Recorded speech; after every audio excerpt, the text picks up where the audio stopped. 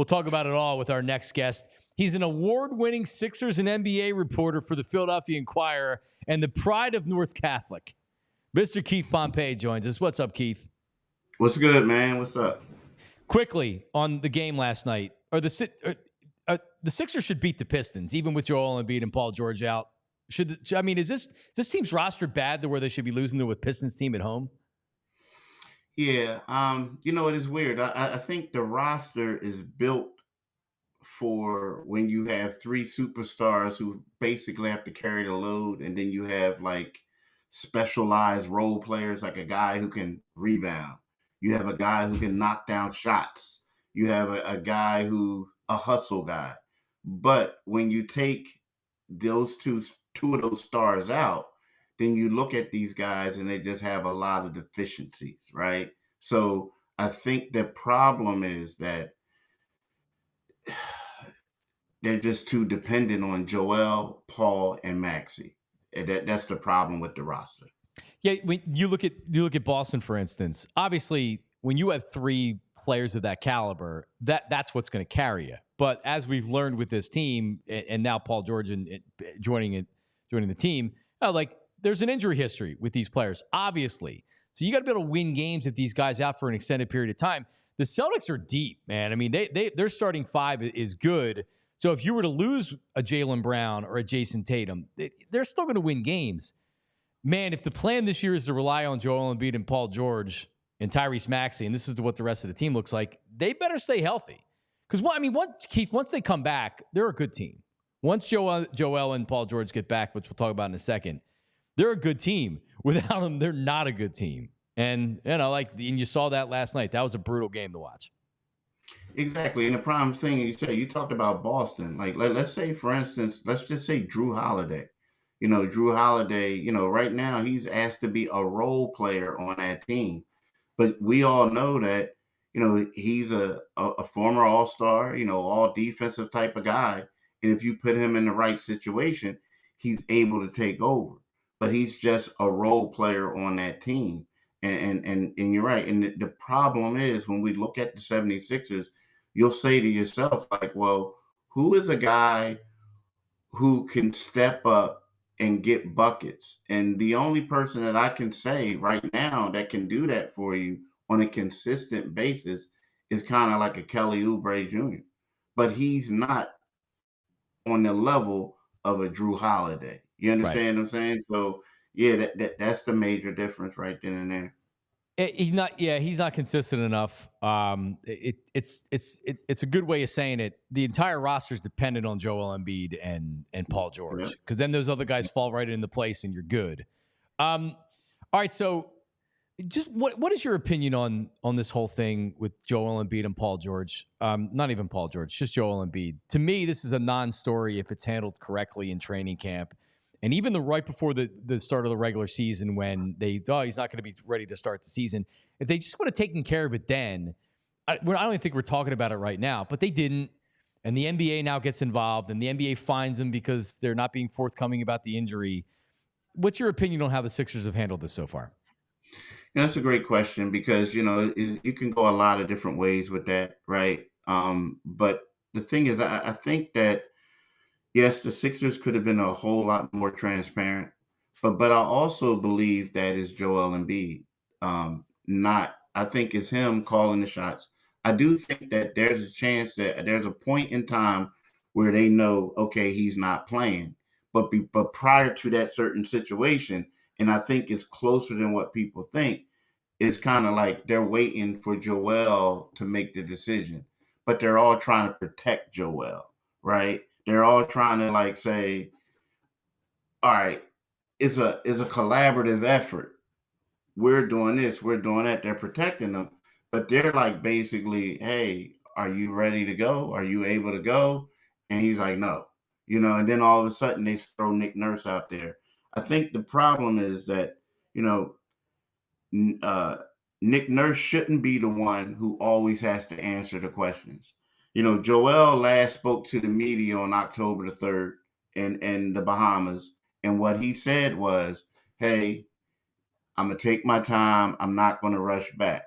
Well, what he should have came back later and said, I'm not ready. It's probably going to be a couple weeks. I'm sorry to the fans. I'm sorry to this and that, but I'll be ready. But I think what they think is that if you play the games, they will come.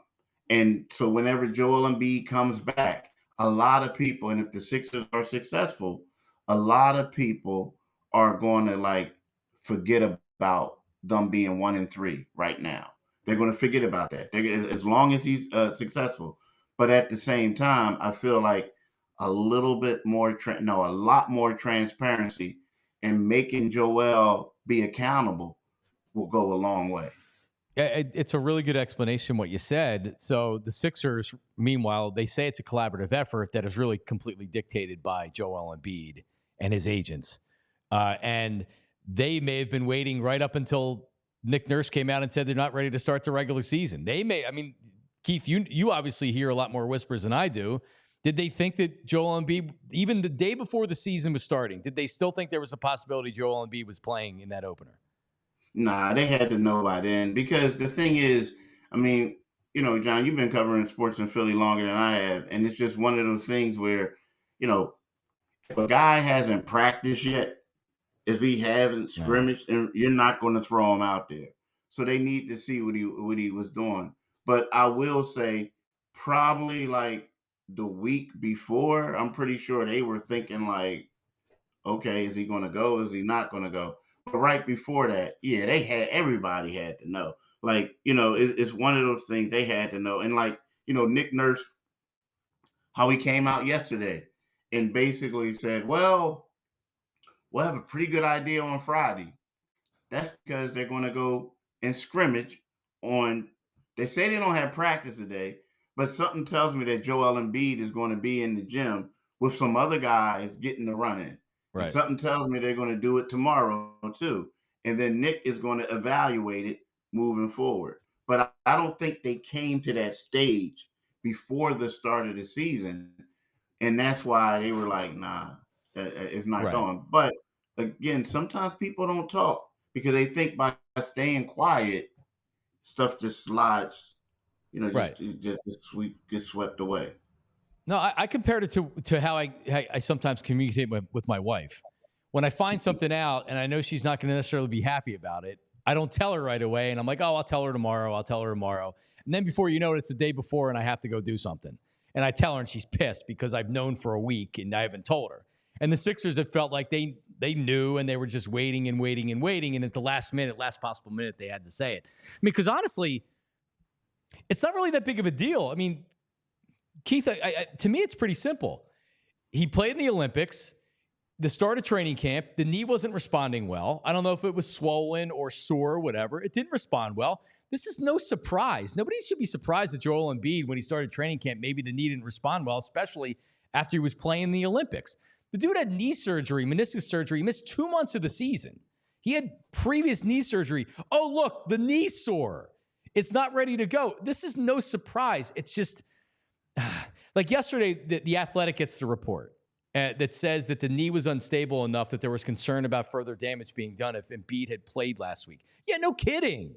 No one questioned whether he should be playing or not. Of course you don't put him out there if he's not ready to start the season. Nobody would have said anything. You might have gotten some fans that were angry or some members of the media that ripped Embiid or the Sixers, whatever. That's going to happen.